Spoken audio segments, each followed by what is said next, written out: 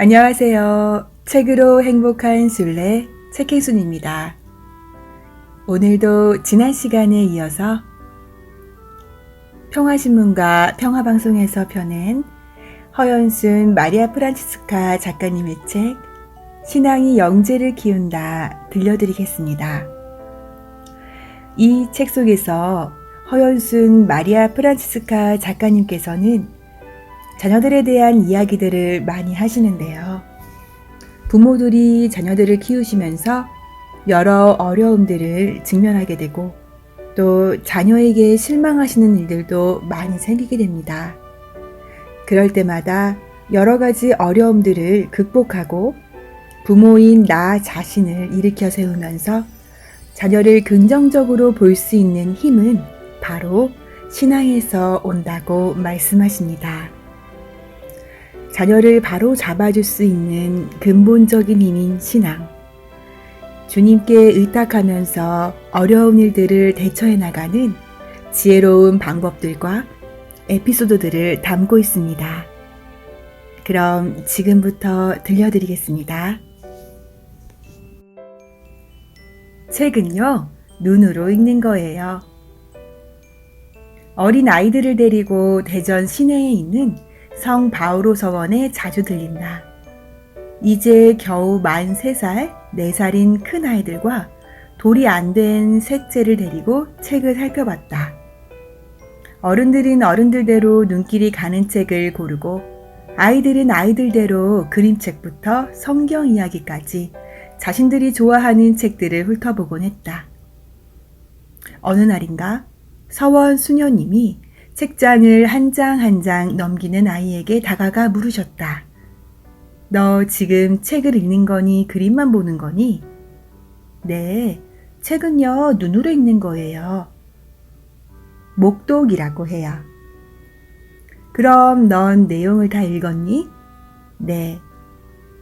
생각보다 빨리 책장을 넘겼는데 다 읽었다고 하니 수녀님께서 내용을 물어보신 거였다.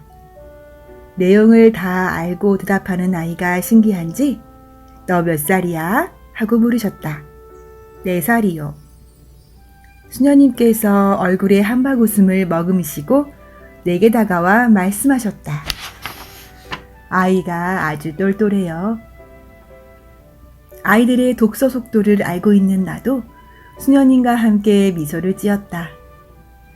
이렇게 서원에서 못다 읽은 책을 각자 한 보따리씩 사서 들고 돌아온 그날은 모든 식구가 책을 읽느라 하루 종일 집이 조용했다. 다섯을 마다하는 사회. 올망졸망한 5 아이를 데리고 다니는 우리 부부를 보면 미국 사람이든 한국 사람이든 공통적으로 물어오는 말이 있다. 다 그 집 아이예요? 라고. 같은 질문을 자주 받다 보니 때로는 미소로 대답하기도 하고 때로는 네 하고 짧게 대답해 버리기도 한다. 그러면 돌아오는 반응은 대부분 똑같다. 지금은 힘들지만 이 다음에 재밌을 거야 라고. 그러나 지금의 나는 어떠한가? 물론 아이들로부터 많은 기쁨과 위로를 받고 있다.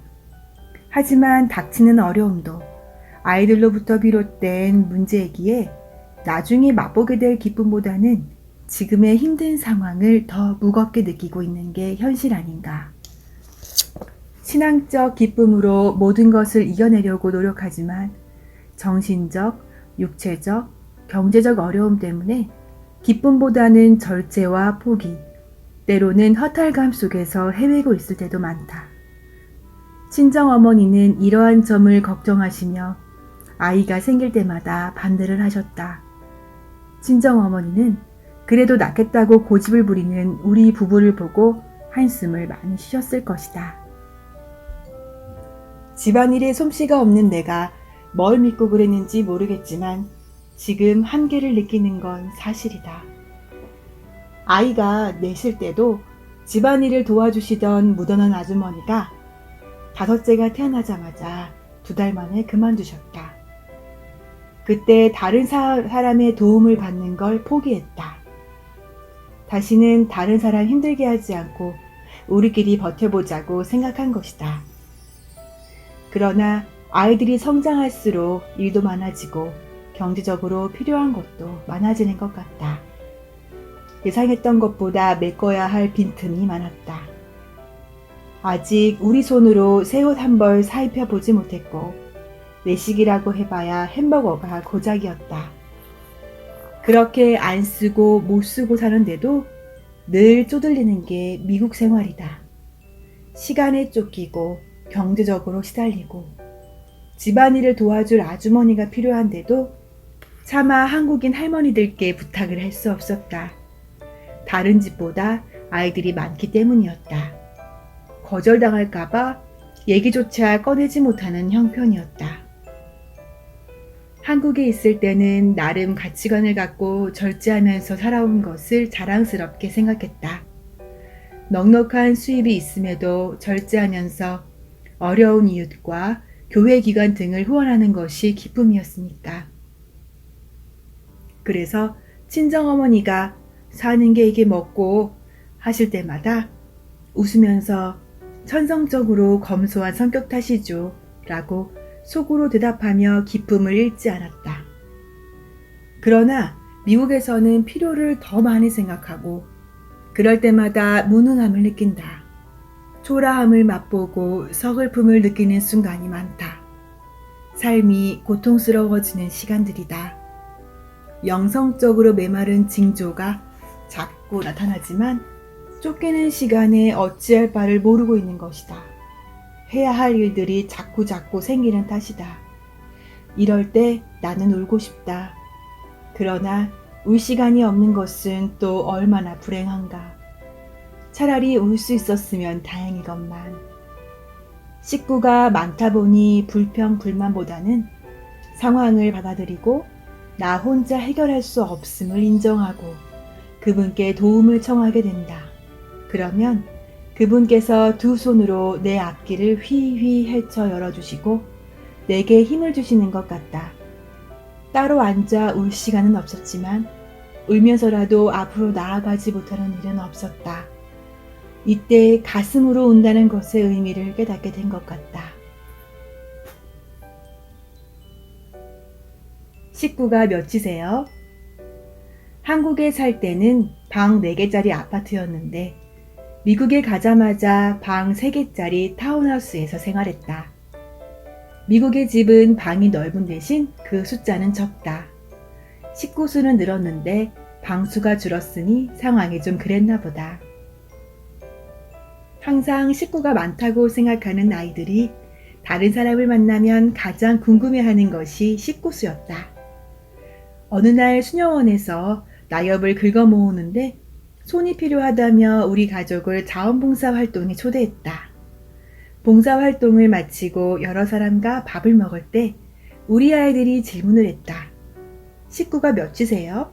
한 사람이 10, 그 다음 사람이 11, 그 옆 사람이 12. 우리 아이들은 와우 하며 탄성을 질렀다. 이어서 식구가 10명이라고 밝힌 사람이 우리만큼 식구 수가 많은 집은 없겠지 했는데 지난번 대학 모임에서 만난 친구들은 우리보다 식구가 더 많아서 놀랐어 라고 말했다. 우리 아이들은 모두 꿀먹은 벙어리가 됐다. 잠시 후 아이들의 질문이 이어졌다. 그럼 침실은 몇 개예요? 3개. 그럼 방을 어떻게 나누어 쓰죠? 남자들은 차고를 개조한 큰 방 하나에서 모두 같이 지내고 있어. 식구가 많으니 당연히 방이 많은 큰 집일 거라고 생각했던 아이들은 아무 말도 못하고 있었다. 예상을 초월한 답을 들었으니 할 말이 없을 수밖에 없었다. 그 다음부터는 우리가 식구가 많다거나 집이 좁다거나 하는 말을 하지 않았다.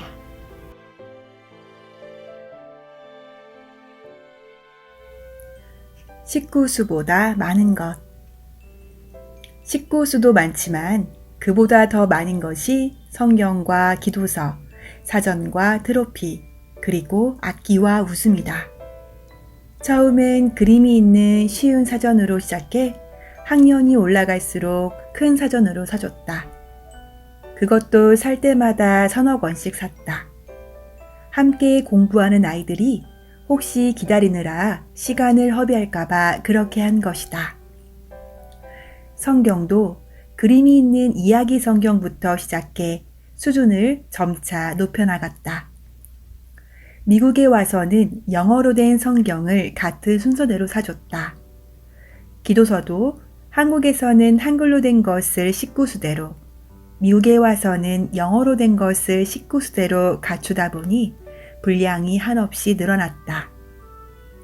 어느 날인가 큰 아들이 사전을 뒤적이는 게 아니라 한 페이지를 펴놓고 하염없이 들여다보고 있는 게 눈에 띄었다. 넌 사전을 외우고 있니? 라고 물어보았더니 아니요.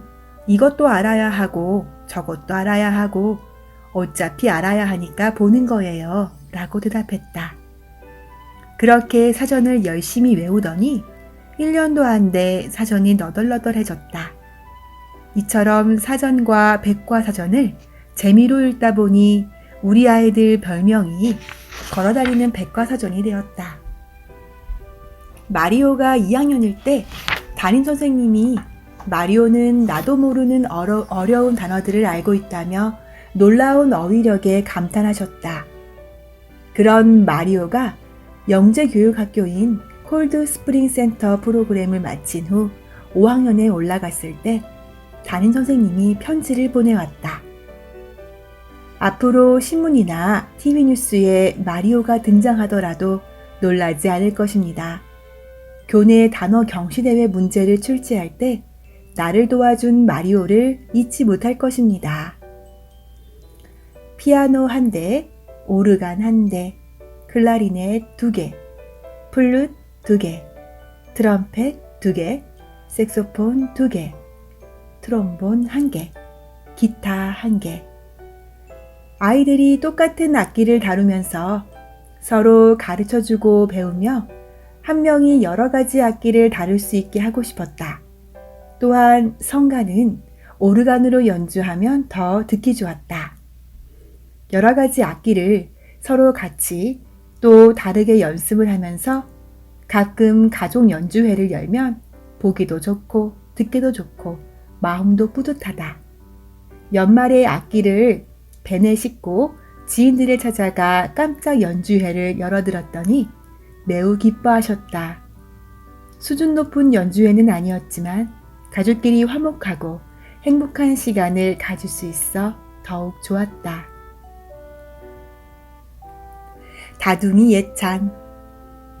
기자들이 우리 가족을 신문에 소개하려고 찾아올 때마다 가족 사진을 보여달라고 하는데 정작 우리는 사느라 바빠서 가족 사진을 찍어 놓은 게 없었다. 사실은 남편이 사진 찍는 걸 좋아하지 않았다. 아마 우리 부부가 처음 그리고 여러 번 토라지게 된 이유가 아내는 사진 찍기 좋아하고 남편은 사진 찍기 싫어하는 탓이었을 것이다. 마침 동네 사진관에서 가족 사진 촬영 세일을 한다고 해서 부랴부랴 온 가족이 가서 사진을 찍었다. 그런데 다른 집은 아이가 하나나 둘이라 이런 포즈 저런 포즈 배경도 다양하게 찍는다는데 우리는 식구가 많아 한 사람씩 독사진만 찍어도 여러 장이었다. 그래서 정작 가족 사진은 몇 장 찍지도 못하고 앨범이 꽉 차버렸다. 그 당시 여성들은 아이를 많이 낳으면 몸매가 망가진다면서 임신을 꺼렸다. 아이 5을 낳은 엄마라면 몸이 펑퍼짐한 아줌마를 연상했겠지만 난 미니스커트와 핫팬츠도 소화할 수 있었다. 아이 낳은 엄마치고는 몸매가 좋다라며 감탄하는 분도 계셨다. 요즘처럼 다이어트를 일부러 한 것도 아니고 무슨 특별한 운동을 해서 관리한 것도 아니다. 그래서 몸매 걱정 때문에 아이를 많이 못 낳겠다는 엄마가 있으면 나는 마치 다산 운동가라도 된 것처럼 아이를 많이 낳아도 몸매가 망가지지 않아요 라며 다산을 권했다. 그런 말을 자신있게 해도 될 만큼 몸매가 받쳐져서 얼마나 다행이고 감사했는지 모른다. 요즘 다산가족, 다둥이 가족 모임도 있는 것 같은데 거기에 나온 엄마들 모두 날씬하지 않을까? 형제간 위계질서 잡기와 호칭. 어느 자매님이 둘 키우기도 힘든데 어떻게 6을 기르세요? 라고 물어볼 때 얼른 떠오르는 노하우를 정리해 보았다. 그 중에 위계질서 잡기와 호칭 부분을 정리했다. 큰 아이들에게 항상 말했다. 동생들은 일부러 가르쳐 주지 않아도 형과 누나가 하는 행동을 그대로 따라한단다. 형과 누나가 무엇을 하든 모두 동생에게 가르쳐 주는 게 돼. 그러니까 항상 모범적으로 행동하려고 노력해야 한단다. 6 아이들은 20개월, 29개월, 26개월, 15개월, 9년 터울이다. 그래서 처음에 확실하게 누나를 엄마의 도우미로 만들었다. 일부러 그렇게 만들려고 노력한 것은 아니다. 둘째가 태어나자 큰아이가 도와주겠다고 하기에 귀찮아하지 않고 도움을 받은 후 칭찬을 해주었다. 사실 엄마가 하는 것이 안전하고 빠르겠지만 큰아이가 하는 것을 지켜보면서 도우미 역할을 스스로 터득하게 하였다. 그러면서 누나는 동생을 보살펴줘야 하는 사람, 부모가 없을 때는 부모 역할을 할 수 있고 또 해야 하는 사람, 동생들에게는 형과 누나는 부모 같은 존재라고 위계 질서를 확실히 잡아놓았다. 그래서 둘째는 첫째 이름을 불러보지 못했다. 태어나서부터 지금까지 영원한 누나이다. 셋째는 첫째와 둘째를 누나나 형이라고만 불러왔다. 넷째는 위로 오빠 둘이 큰 언니를 누나라고 부르는 것을 보고 자기도 언니를 누나라고 불렀다. 누나, 큰오빠, 작은오빠라고 부르다가 나중에 자기가 오빠들과 성별이 다르다는 것을 알고 나서야 언니로 바꿔 불렀다. 다섯째는 누나, 큰형, 작은형이라고 불렀는데 넷째에게 안젤라라고 불렀다. 그랬더니 넷째가 항의를 했다. 자기가 누나인데 왜 이름을 부르냐고. 다섯째 입장에서는 모두 넷째를 안젤라라고 부르니까 자기도 그렇게 부르면 되는 줄 알고 있었다. 그래서 다섯째에게 알려줬다. 넷째가 작은 누나라고. 그 이후로는 작은 누나라고 부른다. 여섯째에게는 큰언니, 큰오빠, 작은 언니만 있다. 그래도 바로 위 다섯째에게는 이름 끝에 오빠를 붙여 마리오 오빠라고 부른다. 부부 동반으로 외출할 때를 대비해 아이들에게 일러둔 것이 있다. 무엇을 먹을까, 무슨 놀이를 할까 등을 결정할 때는 형과 누나 말을 따른다.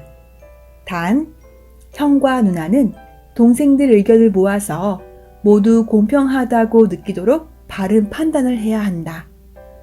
이렇게 한동안 잘 흘러가는가 싶더니 어느 날 큰 아이들이 동생들이 말을 안 들으면 때려도 되느냐고 물었다. 망설이다가 동생들 앞이니까 그래도 좋다라고 권한을 주었다.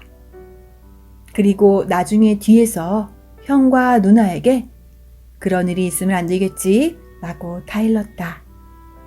그날 이후로 큰애들이 동생들을 다루는데 자신감이 생긴 것 같았다. 다행히 동생들을 때리는 일은 일어나지 않았다.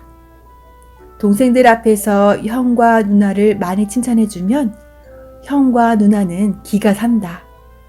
그러면 동생들은 형과 누나를 존중한다.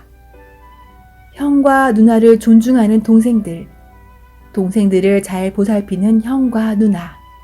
그러면 사이가 좋아질 수밖에 없다.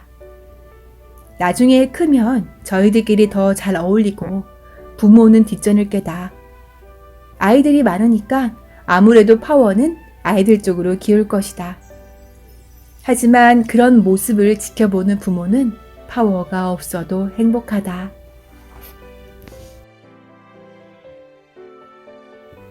네, 오늘은 여기까지 들려드리겠습니다. 감사합니다. 평화를 빕니다.